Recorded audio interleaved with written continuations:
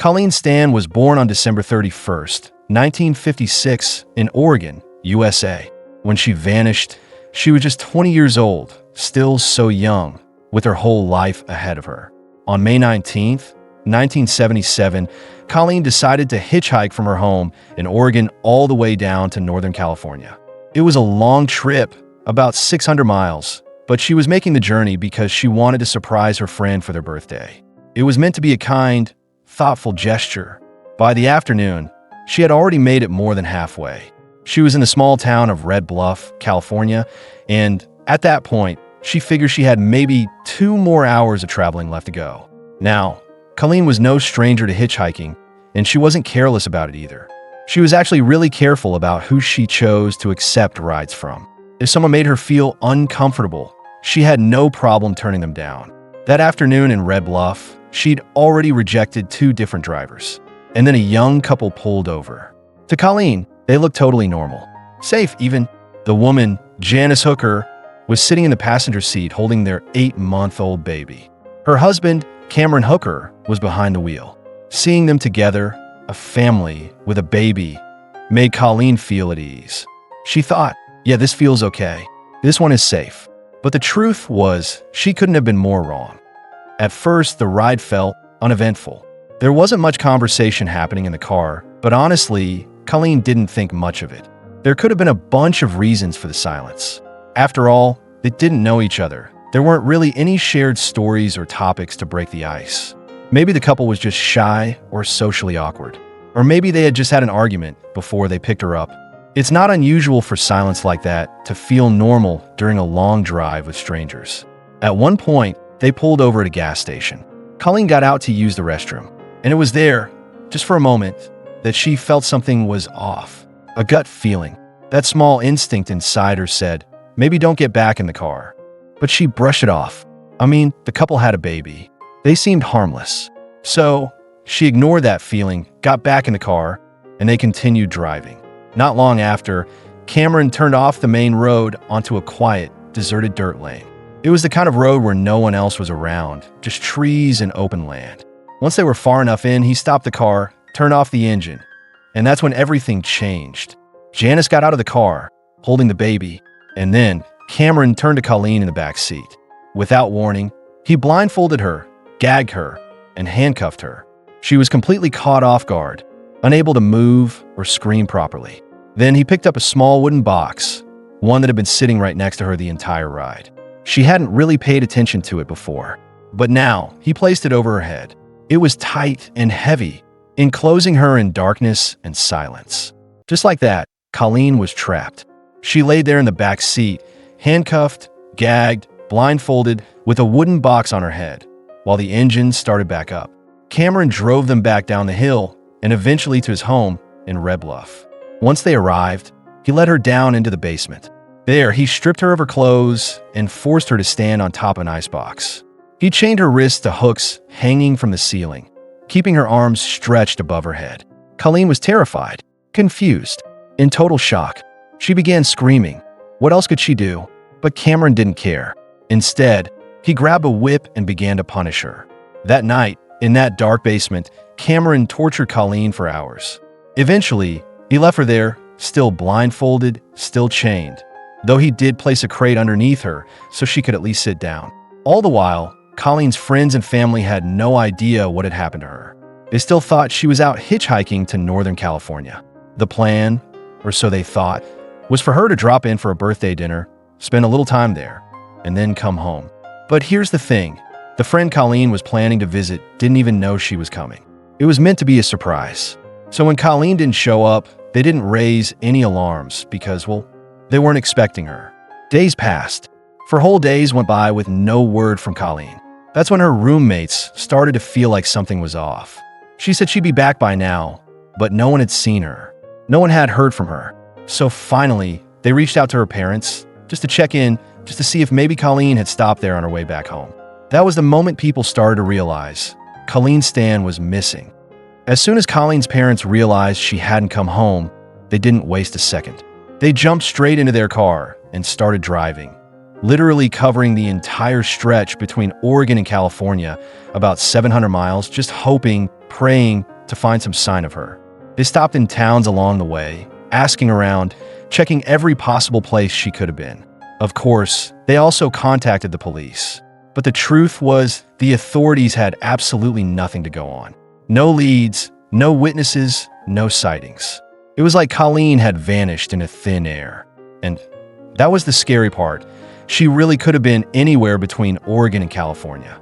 That's hundreds and hundreds of miles of open road, forests, rural towns, highways. Finding her without any clues was going to be nearly impossible. While all this was happening on the outside, Colleen was being held in unimaginable conditions. She was kept completely naked, blindfolded, and for 23 hours a day, she was locked inside a coffin-sized box. That was her world, just a small, dark, claustrophobic box where she had to lie still day in, day out. She was only taken out for an hour each day, and during that hour, she would be tortured.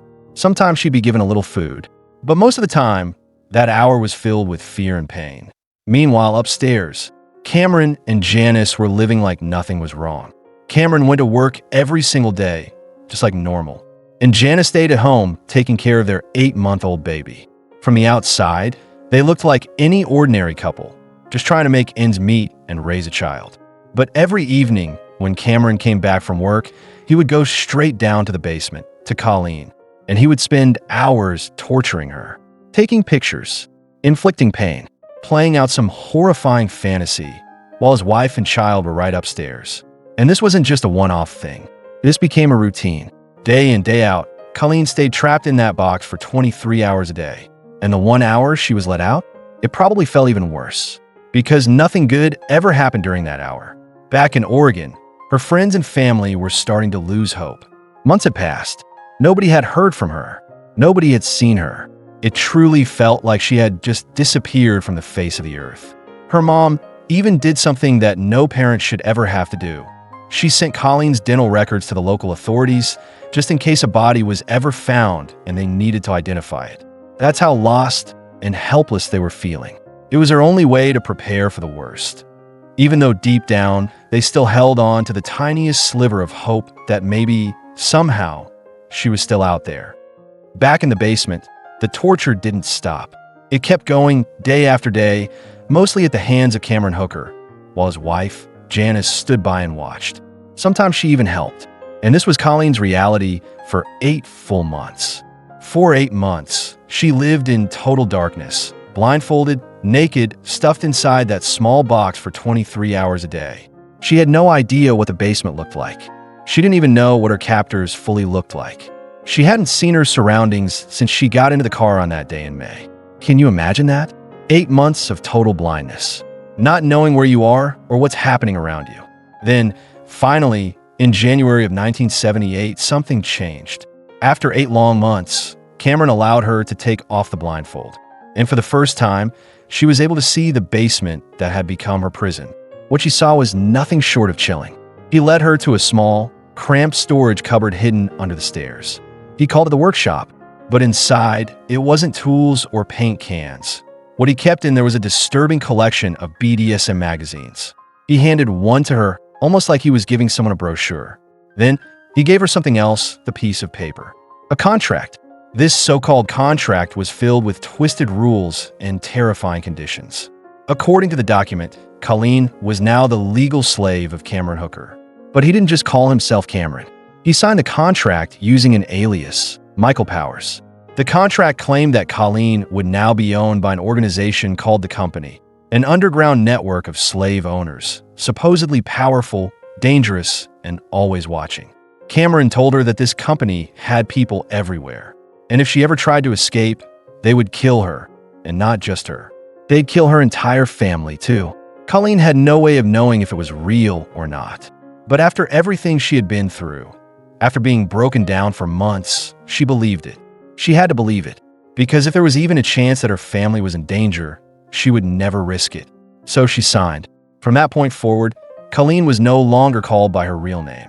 Cameron began referring to her simply as Kate. Not as a name, just a letter.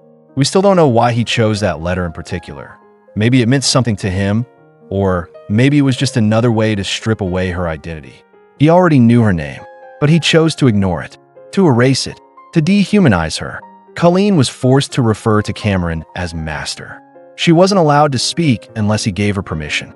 Her voice, her identity, her entire sense of self was reduced to whatever he allowed. Now, after signing the contract, things changed slightly. And when I say slightly, I mean very slightly. The abuse didn't stop. The torture didn't stop. But he did allow her to wear clothes now. And the blindfold? She didn't have to wear it constantly anymore. But any sense of relief she might have felt was short-lived. Because it was around this time, 8 months into her captivity, that Cameron raped her for the first time. About a year after Colleen was taken. So this was around May of 1978. The hookers decided to move. They left their old home and relocated to a mobile home. And of course, they brought Colleen with them. She was still their prisoner. At the new place, her conditions didn't really improve, at least not in any meaningful way. She was still forced to stay in that box for most of the day.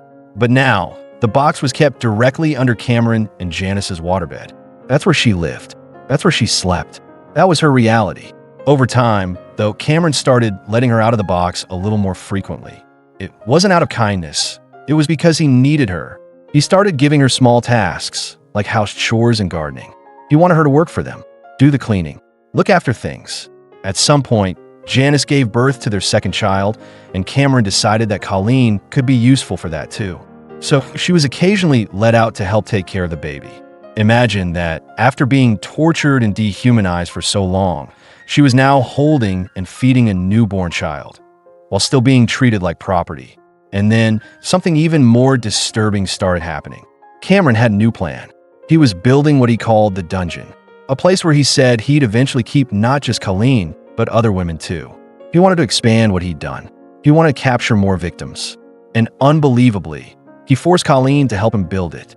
There were days when Cameron would be working on the dungeon. Janice would be busy with the kids, and Colleen would be let out of the box, sometimes unsupervised, to do chores around the property. She could have escaped. There were neighbors nearby. There were phones in the house. She could have run. She could have screamed. She could have asked for help. But she didn't, because in her mind, she couldn't. She truly believed the company was real. She believed they were watching her every move. And more than anything, she believed that if she tried to escape, her entire family would be killed. That fear had been deeply planted in her mind from the very beginning, and it never left. So no matter how many chances she had, she never ran. Then, in 1980, almost 4 years after she'd been taken, something happened that no one saw coming. Cameron allowed Colleen to make a phone call home. It wasn't out of kindness or guilt. It was a test, a way for him to show her just how much control he still had. And because it was 1980, the only phones around were landlines. So Colleen picked up a phone, dialed her childhood home back in California, and on the other end of the line, her younger sister Bonnie answered. Now, imagine Bonnie's perspective for a second. Her sister had been gone without a trace for nearly 4 years. Everyone assumed she was dead. Her mother had even sent dental records to the police just in case a body was found. And now, out of nowhere, she gets this phone call. It was her sister's voice. Alive. Bonnie was shocked, confused, desperate for answers. She immediately started asking questions. Where have you been? What happened? Are you okay? What's going on in your life now? But Colleen, she couldn't say much. She was still convinced the company was listening in, watching, monitoring everything. She thought if she said too much, if she slipped up even a little, it would mean death. For her, for Bonnie, for the whole family. So she kept her answers vague, said she was fine, said not to worry. And tragically, that's exactly what her family did. They didn't call the police. They didn't try to investigate, because from their perspective, Colleen said she was okay. She was the one who called. She didn't sound in distress. And in the back of their minds, some of them had started to believe maybe she had joined some kind of cult, a group that kept her away from her family. They thought maybe she wanted to be there. And if they pushed too hard, if they involved the authorities, they might lose her completely. So they let it go. And Colleen went right back into the box. A few months after that brief phone call, things went back to the way they were. Colleen was still living in that box, still doing chores, still trapped. But then, suddenly, Cameron made a decision that no one saw coming. He told Colleen that she could go visit her family, just like that. So, one day, he drove her all the way back to her hometown, completely unannounced. Her family had no idea they were coming. No letter, no phone call, no warning. And then, out of nowhere, there was Colleen standing at their doorstep with a man they'd never seen before. Cameron introduced himself as her boyfriend. He used the same fake name from the contract, Michael Powers, or sometimes just Mike. Colleen didn't say otherwise. She went along with the story. Cameron told her family that he had a work convention nearby, so he just dropped Colleen off for the day, then come back to pick her up tomorrow. It would be just a short visit, 24 hours. And in those 24 hours, her family tried their best to hold on to her. They didn't overwhelm her with questions. They didn't pry too deeply. They didn't ask where she'd been or why she disappeared for so long. Because as much as they were aching for answers, they were also scared. Scared that if they said the wrong thing, she might disappear again. So they just let it be. They tried to enjoy the moment, focus on the fact that she was there, in front of them, alive. And then, the next afternoon, right on time, Mike came back from his so-called convention to pick her up. He was polite, calm. He even told them they'd be moving soon and promised to send new contact information once they got settled into their new place. And then, just like that, they were gone. As soon as they got back to the mobile home, everything changed again. There was no explanation, no warning, no reason given. Colleen was locked right back inside the box. She hadn't done anything wrong, hadn't broken any rules, hadn't disobeyed him. But Cameron didn't need a reason. It's believed that after giving her that small taste of freedom, a phone call, a visit home, he got scared. He worried he might have pushed things too far, that she might run, that she might go back to her family and never return. So he did the only thing he knew how to do. He took all of it back. Colleen was once again trapped inside that same coffin-sized box, 23 hours a day, every day, just lying there, curled up, alone. And because she was lying down the whole time, even basic things like going to the bathroom became something she had to figure out on her own. She used a bedpan, hooked it underneath her with her feet somehow. It's hard to even imagine, but that's what the records say. And this went on for years. Not days, not weeks, years. By 1983, it had been 6 years since Colleen was first taken. Then, something unexpected happened. Janice, Cameron's wife, developed an interest in Christianity. She started reading the Bible. She wanted to go to church. And strangely enough, Colleen, who had always been a devout Christian, was finally allowed to join her. For the first time, Colleen was able to step outside and sit in a pew again, to breathe the air, to exist in a space where, technically, someone could have noticed something was wrong.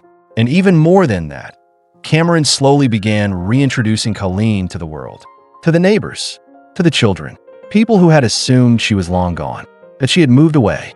But no, she'd been there the entire time, hidden, silenced. Now, with Janice more involved in church and the children getting older, Cameron's control over Colleen shifted again. He told her that he wanted to make her his second wife. He claimed he was falling in love with her, that she belonged with him. So he gave her another layer of freedom. He let her get a job, as a maid, at a nearby motel. Colleen was finally out in public again. She was around people, talking, working, going to church, cleaning rooms at the motel. But she never told anyone. She never ran. Even with all those chances, all those open doors, she stayed. Because she truly believed the company was watching. And if she ran, if she even tried, they would come for her and everyone she loved. It was August 9th, 1984. 7 years had passed since Colleen Stan was first taken. And on that day, everything changed. Janice, Cameron's wife, finally broke. She told Colleen something that shattered the entire illusion that had kept her imprisoned all these years. Cameron had been lying. He was never part of the company. In fact, he had no connection to them whatsoever. Janice claimed the organization was real, but Cameron had no ties to it. No reach, no power. He made the whole thing up. It was all a lie to keep Colleen obedient, to keep her scared. And it worked. That lie had kept her in that box, kept her silent, kept her from running again and again for 7 long years. But now she knew. So the very next morning, Colleen did something she had never dared to do. She left. She went to the local bus station. And from a payphone there, she made a call. Not to the police, not to her family, but to Cameron Hooker. She told him she was leaving. Then she got on a bus and went home. No drama, no announcements, no cries for help. She just disappeared from his life. And when she got home, Colleen didn't say a word about what had happened. Not to her family, not to her friends, not even to the authorities. She acted as if she'd just come back from a long, strange trip, as if nothing had happened at all. And even more incredibly, she kept in contact with Cameron. She called him, talked to him. She believed that maybe, just maybe, he could change, that he could become a better man, that he could reform. 3 months passed, and still, Colleen hadn't told a soul. Back in Red Bluff, Janice was still attending church regularly. And one day, on November 8th, 1984, she walked in her church for the last time. Not for a sermon, not for prayer, but to confess. She told the pastor everything, and she gave him permission to call the police. When the officers arrived, she repeated her confession, this time to them. She admitted the years of abuse, the abduction, the box, the torture. And 4 days later, on November 12th, 1984, police located Colleen. She was living in a quiet town 570 miles away, working, talking, functioning.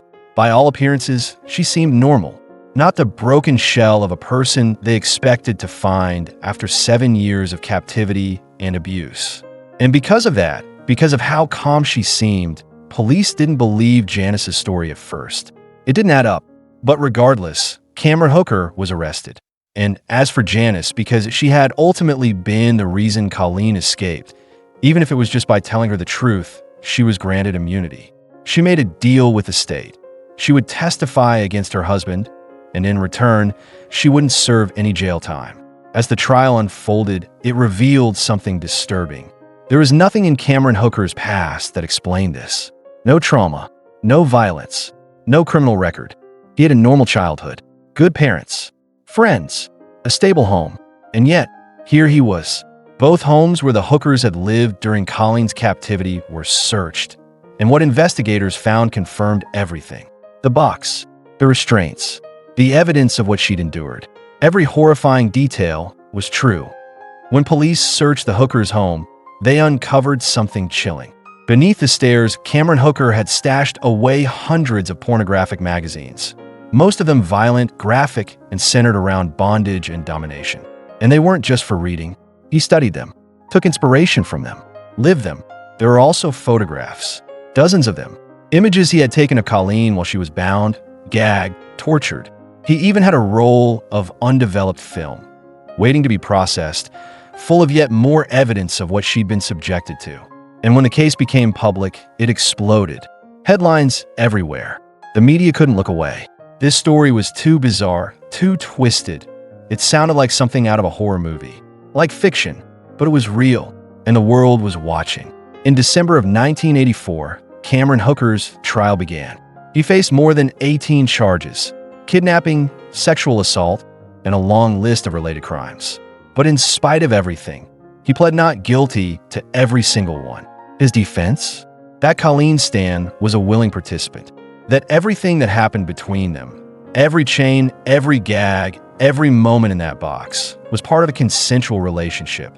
And to be honest, on the surface, there were things he could point to. There was that photograph taken during Colleen's brief visit home, where she had her arm around Cameron. They looked like a couple, smiling, normal. There was the fact that after that visit, she went back with him, willingly. The fact that she didn't tell her parents what had really happened. The fact that, for 7 years, she never once tried to escape, even when she had the chance. She had a job. She went to church. She was around other people. She could have spoken up, but she never did.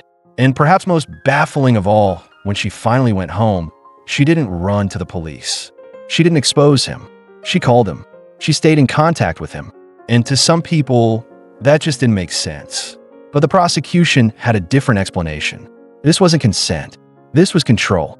They argued that Colleen had been brainwashed by Cameron Hooker, that she truly, deeply believed in the existence of the company, that she thought with every fiber of her being that she and her family would die if she disobeyed.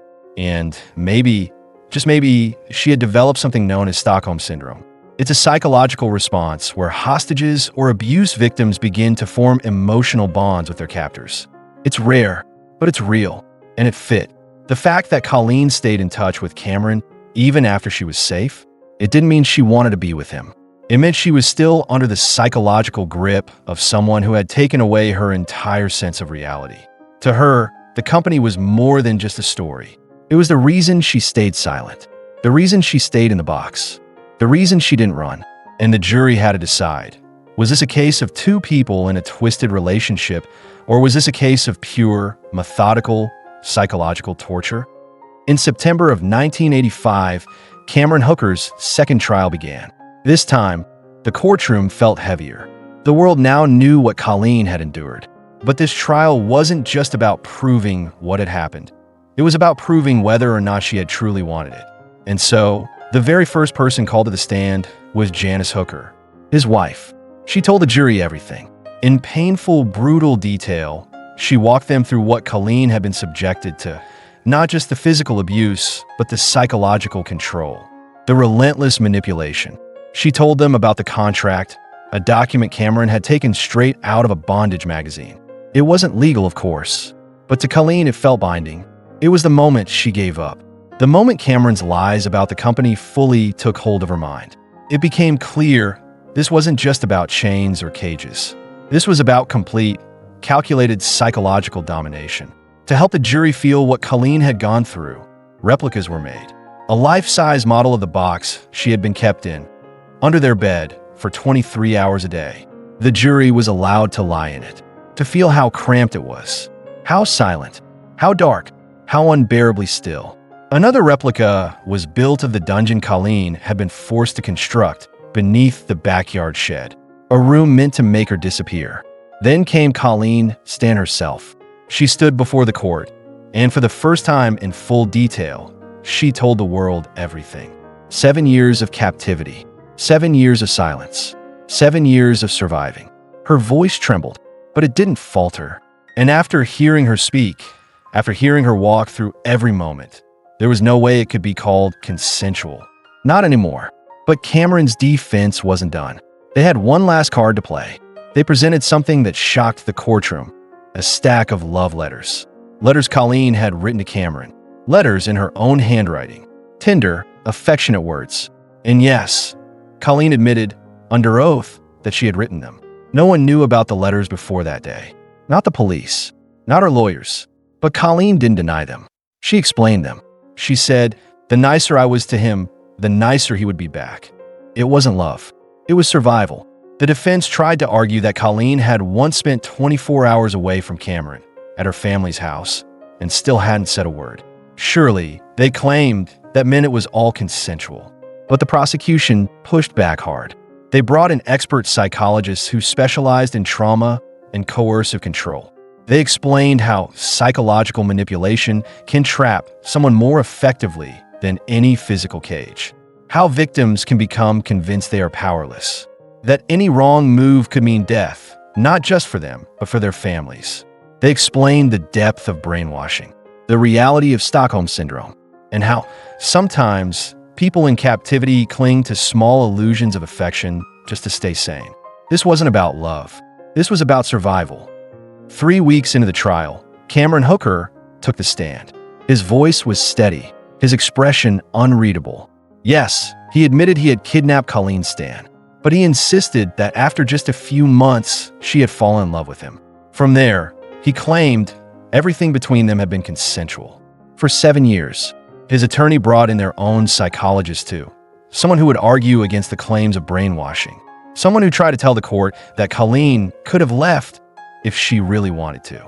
But after 5 weeks of testimony, evidence, and emotion, the jury was finally left to decide. They deliberated for almost a full week, and then they delivered their verdict. Cameron Hooker was found guilty.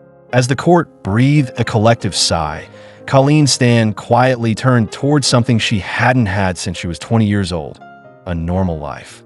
People told her to take it slow. They said, "You've been through so much. Give yourself time to heal." But Colleen had other plans. She didn't want to be defined by what had been done to her. She wanted to live. She got a job. She bought a car. She enrolled in school and studied accounting.